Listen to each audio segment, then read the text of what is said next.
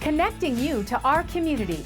11 Connects. Welcome to 11 Connects. I'm your host, Jen Lennon. Today I'm joined by Levi Heydrich, owner of Heydrich's Colorado Tree Farm Nursery. Hi, Levi. Good morning. How are you? Good. And I'm here. You are here at the nursery. At the nursery. This is fantastic. But why am I at the nursery in the middle of winter, Levi?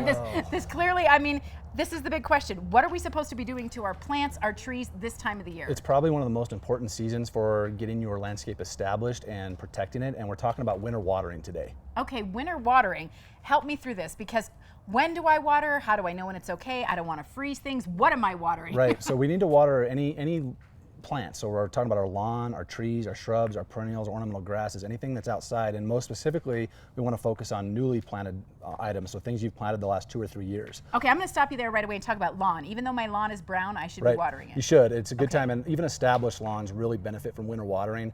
2 to 3 times a month, you want to hook up a sprinkler to a garden hose, and that's key. You don't want to turn on if you have an automated system, do not turn that on right now. Don't do that, because you're going to end up having pipe issues. It may not work. You may have ice in the pipes underground. If you don't blow it out properly or professionally after you use it, you could risk expensive damage to the system. Okay. So it's important to do by hand, use garden hoses.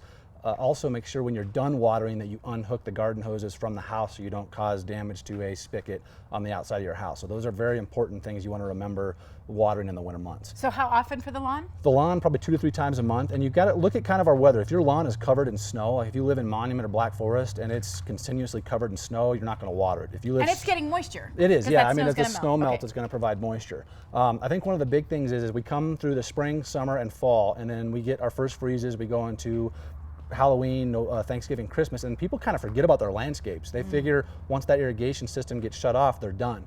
But if you look at the calendar at when we get moisture, and I'm talking about liquid water, so not 5 inches of snow, I'm talking about half inch, Liquid 1 moisture. inch, 3 inches of moisture. The wettest months are going to be June, July, and August, most on average. Okay. The driest months are November, December, January, and February. And we need to supplement that water for our landscapes. The last 3-4 years, we've seen extremely dry winters, and we've seen a lot of damage on new plants coming out of the winter. We see more just desiccation, more damage, and even death when people don't spend the time that it takes to irrigate these lawns and trees. So let's talk about trees and shrubs and things. If it's an evergreen, we need to know a little bit about biology here, Correct. plant biology, so right? the evergreens don't shed all of their needles in like a deciduous tree loses its leaves. Right. So on that needle is a stomata, and that's the part of the needle that transpires moisture. Okay. So it's continually going through the driest part of the year. It's still giving off moisture. Deciduous tree lose that leaf, so they are a lot more, if you will, buffered for that, but they can still dry out. So when you water evergreens, hook up your hose, and I use a fire hose nozzle with kind of a mist on it, and I'll go out and you imitate rain. So you're just going to slowly soak the needles and go over them and over them. You just don't hold it on there and let it run off. Or don't You just want it sit to there at the soak in. bottom. Exactly. Right. If the ground is frozen too on your shrubs, perennials, and turf, you can't water ice. So that's something you got to pay attention to. If the ground is frozen or buried in snow, we're not going to water. If we've got some, the top 6-7 inches is movable dirt, it's not frozen, then we can irrigate. It's best to choose a warm day, so if it's over 40 degrees and with the sun out.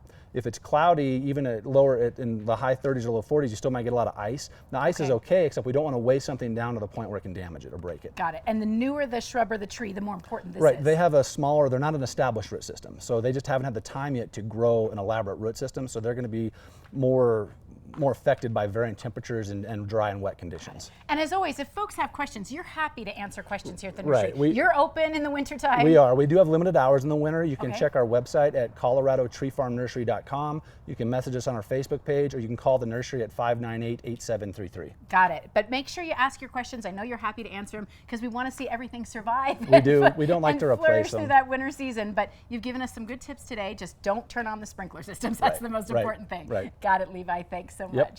Thanks for joining me today. I'm your host, Jen Lennon.